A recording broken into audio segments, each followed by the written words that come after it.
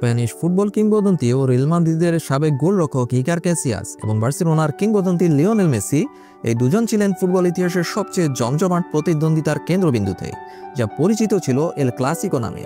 তবে মাঠের সেই তীব্র লড়াইয়ের বাইরে তাদের মধ্যে যে এক গভীর পারস্পরিক শ্রদ্ধাবোধ ছিল তা প্রমাণিত হয় একটি হৃদয়স্পর্শী ঘটনায়।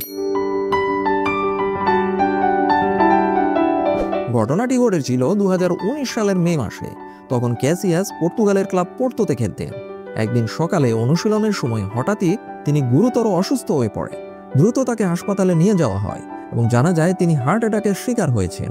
স্প্যানিশ ফুটবল জগতে এই খবরটি ছিল একটি বিরাট বড় ধাক্কা। ক্যাসিয়াস, যিনি বিশ্বের অন্যতম সেরা গোলরক্ষক হিসেবে পরিচিত এবং স্পেনকে বিশ্বকাপ জিতিয়েছেন, তার এমন গুরুতর অসুস্থতার খবর শুনে অনেকেই উদ্বেগ প্রকাশ করেন। হাসপাতালে থাকার সময় ক্যাসিয়াস যখন জীবন মৃত্যুর সঙ্গে লড়াই করছেন, ঠিক তখনই ঘটল সেই অপ্রত্যাশিত ঘটনা। ক্যাসিয়াস নিজেই সেই অভিজ্ঞতার কথা বর্ণনা করেছেন। 2019 সালে আমার হার্ট অ্যাটাক হয়েছিল এবং আমাকে হাসপাতালে নেওয়া হয়। এর পরের দিনই একটি অচেনা নম্বর থেকে আমার ফোনে কল আসে। আমি ফোনটি তুললাম আর ওপাশে ছিলেন লিওনেল মেসি। মেসি সরাসরি ক্যাসিয়াসের স্বাস্থ্য সম্পর্কে খোঁজ খবর নেন এবং কেন কল করতে দেরি হলো তার কারণও ব্যাখ্যা করেন।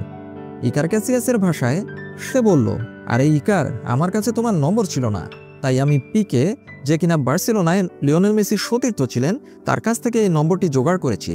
আশা করি তুমি দ্রুত সুস্থ হয়ে উঠবে। আমি তোমাকে এক তোড়া ফুলও পাঠিয়েছি, আশা করি সেটা তোমার ভালো লাগবে। ক্যাসিয়াস জানান, মেসির এই আচরণ তাকে পুরোপুরি মুগ্ধ করে দেয়। ক্যাসিয়াস বলেন, সত্যি বলতে আমি ওর বিনয় দেখে অবাক হয়ে গিয়েছিলাম।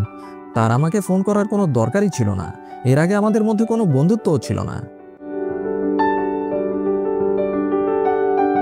লিওনেল মেসির এই ফোন কল এবং ফুল পাঠানো শুধু ক্যাসিয়াসকে দ্রুত সুস্থ হতে সাহায্য করেনি, বরং বিশ্বকে একটি বড় বার্তা দিয়েছে। ফুটবল মাঠে যতই প্রতিদ্বন্দ্বিতা থাকুক না কেন, দিন শেষে মানবিকতা এবং সহমর্মিতাই আসল।